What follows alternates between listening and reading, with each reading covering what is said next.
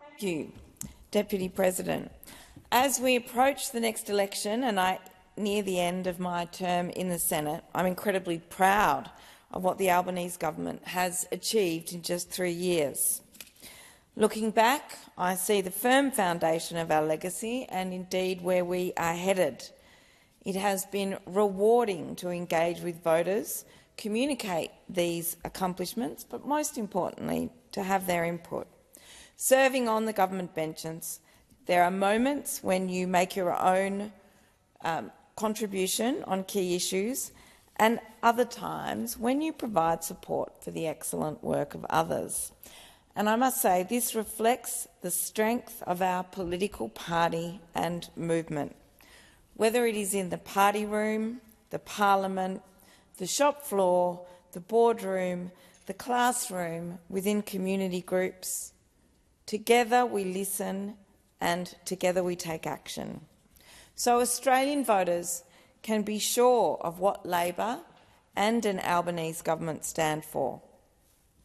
First and foremost, good jobs that pay well, and through our tax system, a tax system that allows people to keep more of what they earn. We made tax cuts fair, ensuring that every Australian wage earner who pays tax gets a tax cut, not just those at the top. We passed the Secure Jobs, Better Pay Bill, fixing our workplace relations system to get wages moving again. And what did the opposition promise? To repeal protections for vulnerable workers. Repeal them in the middle of a post-COVID cost of living crisis. While we want to lift people up, they want to tear people down. But since coming to office, the Albanese government's created more than 500,000 new jobs, almost actually the most for any new government on record. We've criminalised wage theft, secured pay rises for millions of Australians on the minimum wage, which contrasts starkly with the previous Liberal National Government, which deliberately designed low-wage growth into its economic framework. And just this week, we saw the coalition vote against tax incentives for critical minerals processing. And with over 40 such projects in Western Australia competing for international investment, I'm appalled that the coalition still clings to its dig and ship mentality. Far from keeping the sheep, they want to send the sheep offshore on boats rather than, like the other 90% of sheep in Australia, have them processed onshore, creating new jobs. They failed to recognise the skilled, well-paid long-term jobs the critical minerals industry could bring to WA by adding value to our resources.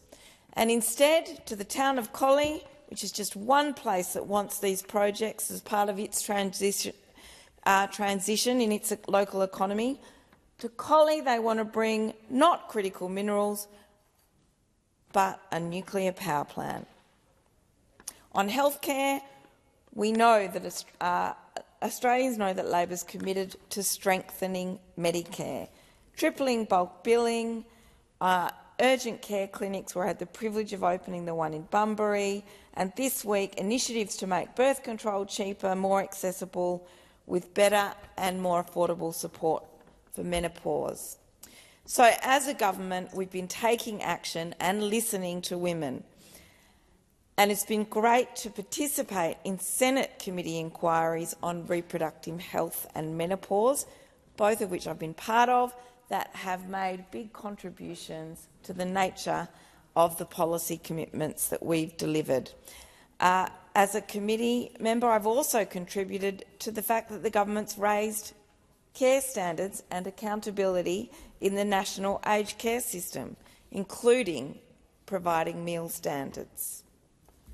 So while there are so many things to reflect on in what we've achieved, Gonski, education funding, paid parental leave, and so many more, I want to, in closing, say I'm confident that Ellie Whittaker joining Senator Ghosh on the WA Labor Senate ticket for the next election this good work will continue. Thank you.